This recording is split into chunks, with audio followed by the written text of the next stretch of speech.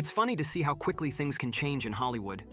The last time we saw our favorite Merc was 6 years ago, at a time when Marvel was at its absolute peak, shortly after the massive success of Logan, and with Infinity War released in the same year. And now, ironically, he comes back to a Marvel that feels like a mere shadow of its former self, licking its wounds from a series of failed movies and TV shows, plagued with unfortunate recasts and production issues, and with an overall lack of direction and creative outline, where to bring this franchise in future installments. Unsurprisingly, this made it so that people started to look for some kind of messiah, a Marvel Jesus, if you like, to save their dying MCU, or at least give them some hope that the higher-ups are listening and that there's still time to turn things around. Not to crush your dreams or anything, but I have to tell you this early on. Deadpool and Wolverine is just not going to be the movie to do that. Or at least, not in an in-universe way anyway. We will talk about the meta implications of the movie later, but as far as the more grounded MCU issues are concerned, you won't get much to work with. We still can't see where the overall narrative is heading, what they plan to do with the remaining washed-up Avengers cast, and we're still not a single step closer to integrating the mutants and the X-Men into the main MCU timeline and universe, if that's even what they still want to do eventually. Deadpool 3 is a super fun movie nonetheless, but it has basically zero long-term effects on the MCU canon. Whether that's something you're sad or happy about, that's for you to decide. I personally don't really mind it. After the last 2 Deadpool movies, I got exactly what I expected from this third one, and I don't really have much to complain about. Deadpool and Wolverine is a fresh and welcome break from the sad, stale state of the recent MCU, a movie that is not too complicated narratively or character-wise but knows what it wants to be, has its heart in the right place, and is an overall fun time to goof around a little in a beloved setting that's seen everything but fun recently.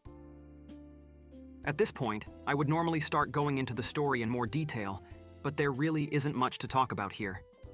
This was one of the most bare-bones plot I've ever seen in a movie, but I'm not saying this in a bad way. No one's really coming to a Deadpool movie for the complex narrative, especially after the 2 previous movies, giving us a rough idea how a third one would look like. This was a formula already proven successful, so it's really your own fault if you're disappointed, because the internet theorists made your expectations way too off. This is a Disney theme park ride, designed to be enjoyed once and then move on, with no excessive drama, DEI quotas, or forced representation that more and more people are so fed up with recently, and just no unnecessary bullshit overall. A simple story to give a foundation for the skits and jokes and cameo appearances to enjoy with your popcorn, and nothing more. It might sound too unambitious to you, but we just need these kinds of movies every once in a while. The jokes land most of the times, and even when they don't, it doesn't really take you out of the experience.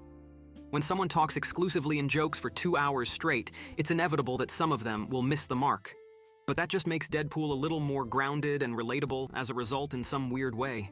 It makes you believe that this is an actual character that just talks shit out of his mind non-stop, whether it's actually funny or not, and not just a perfectly fabricated script with every single line well thought out from the start.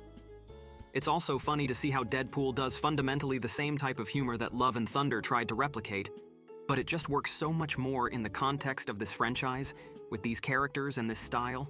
It also gave me big Guardians of the Galaxy vibes, especially with that opening sequence, which is definitely one of my favorite Marvel openings I saw in a while.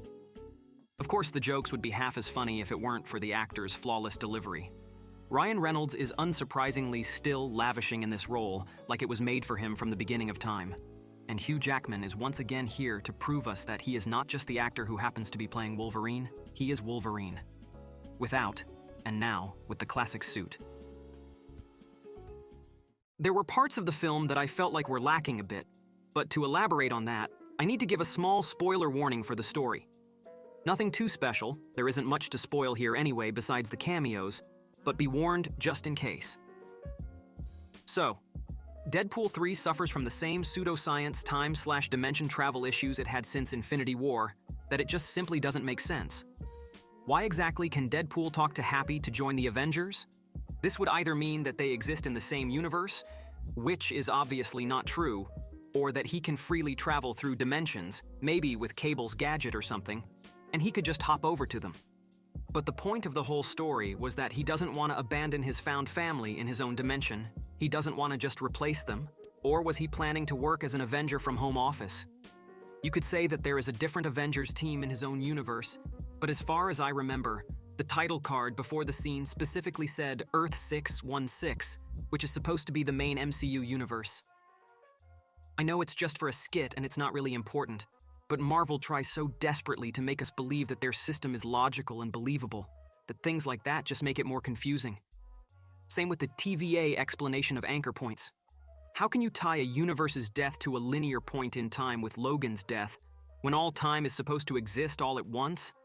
And since when can Doctor Strange portals connect to different universes, let alone to the void? That would have been a pretty useful ability against Thanos. Again, these are not game-breaking issues. I don't think most of us really care that much. It's just strange how they seemingly can't decide if they want to build a space-time system based on actual rules and limitations and logic or not. Another big aspect of the movie that I feel I need to talk about is how it handles its approach to cameos. Because everyone knew it will be a cameo fest from start to finish, but I just never imagined it would be done so respectfully and so caringly. Starting with the co-lead Wolverine, who they made clear is a different Logan than who we know from the previous movies or shows, with a spin on his backstory. But they still kept the essentials of the character and what makes him him. The same considerate mindset was used with the rest of the cameo or Easter egg characters as well. We saw a few variations of Deadpool and Wolverine here and there throughout the film, and without spoiling any specifics, it is clear that they have a lot of respect for the comic book origins and stories for these iconic figures. And they did their research to make absolutely sure they give the fans exactly what they would like to see, and they know precisely what will make them happy. Again, I don't want to spoil any of the specific characters they bring back, but let's just say they revive a lot of previous live-action iterations of people who could never reach their potential back in the day, either due to poor production quality, disagreements between the cast members, canceled spin-offs or sequels, or projects that never even seen the light of day past an actor cast and a title to begin with. And they gave this meta-narrative to the characters themselves, saying that their life just got sidetracked at some point, and now they're at their low point. But now they get a second chance to achieve something and prove themselves. And with that, simultaneously giving the audience and the original actors proper justice by letting them do some well-deserved action, looking as badass as possible while doing so. That's the kind of fourth wall-breaking meta-narrative only a Deadpool movie can successfully pull off, and it was a very welcome surprise by my part how smart they were about it. This kind of meta-narrative gives an outline of the whole movie, and this is where the very specific style of filmmaking Deadpool makes possible really shines. This is the part I mentioned earlier, that unlike how the movie gives nothing really canon-wise to work with in the future, but on a meta level, it says exactly what the audience is thinking now for years, and wanted desperately to hear.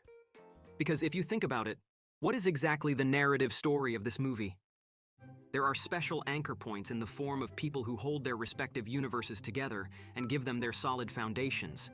And when the universe loses these people due to a heroic sacrifice or other circumstances, it slowly crumbles down and falls apart.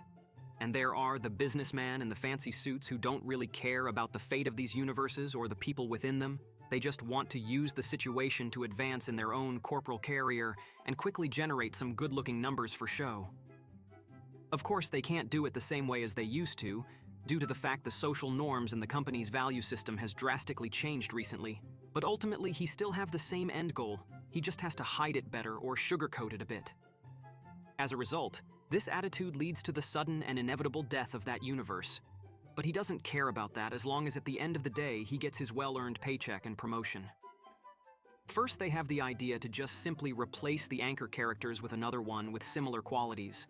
But that quickly proves ineffective, of course, so ultimately, the only solution is to get rid of those corporate assholes in power with this destructive and short-sighted mindset, and that the only way to save these universes is with meaningful stories and powerful characters who show that they actually care. I might be overthinking it, but even if this is just partially intentional, that's a huge thing to come out of a Disney production, coupled with a few more smaller jabs at the company's current state, like how they point out some fan casts for roles that people are begging for years, how the constant cameos and random character appearances made the whole idea just oversaturated and soulless, and most importantly, how fed up people are with the constant stream of cheap and artificial hype-chasing multiverse stories for years now. And don't get any ideas if you think now that, wow, they really showed Disney this time. I can promise you, there was not a single line in this movie that didn't need to be approved by Disney first to then make it into the final cut. And that means that even if they don't necessarily agree with some of the things the movie makes fun of, at least it shows us that they actually listen and hear what people are saying to them. After that, we can only hope now that they will act accordingly, eventually changing their ways for the better, so that we can restore the glory that Marvel had once more. So anyway, the next movie in line should be this one, right? See you all in hell.